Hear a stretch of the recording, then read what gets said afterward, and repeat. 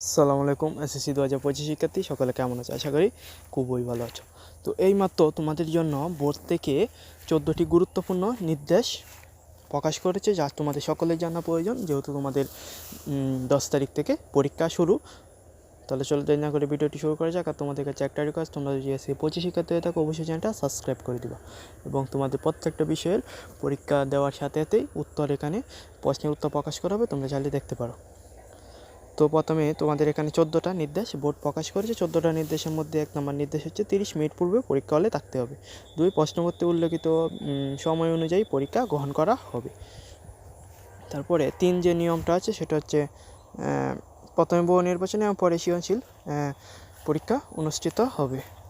4 নম্বর, পরীক্ষার্থীগণ তাদের প্রবেশপত্র নিজ নিজ প্রতিষ্ঠান নিকট হতে সংগ্রহ করবে এবং পরীক্ষা হলে নিয়ে যাবে।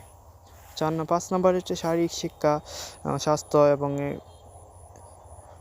খেলাধুলা, কেরিয়ার, এগুলা ধারাবাহিক মূল্যায়নের প্রাপ্ত নম্বর শিক্ষা প্রতিষ্ঠান থেকে দিবে, এটা তোমাদের জন্য না। তো 6 নম্বর যেটা, প্রত্যেকজন তাদের নিজ নিজ উত্তরপত্র ও তার রোল রেজিস্টার নম্বর এবং বিষয় কোড যথাযথভাবে লিখে বৃত্ত ভরাট করবে যাতে কোনো ভুল না হয়। এবং পরীক্ষার্থীগণ তাদের সৃজনশীল ও রচনামূলক বহু নির্বাচনী ব্যবহারিক অংশে পৃথকভাবে পাশ করতে হবে। প্রত্যেক শিক্ষার্থী কেবল নিবন্ধন বর্ণিত বিষয়ে অংশগ্রহণ করবে এবং অনেক অবস্থানেই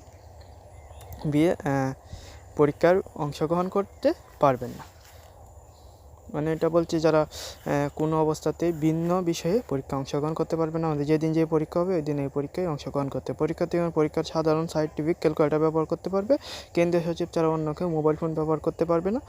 তারপরে ব্যবহারিক খাতা সহ ভেন্যুতে অনুষ্ঠিত হবে এবং পরীক্ষার ফল প্রকাশের 7 দিনের মধ্যে পূর্ণলিখিত জন্য অনলাইন SMS-এর মাধ্যমে আবেদন করা হবে। তো এই ছিল এসএসসি 25-এর জন্য বোর্ড থেকে প্রকাশিত জরুরি 14টি নির্দেশনা।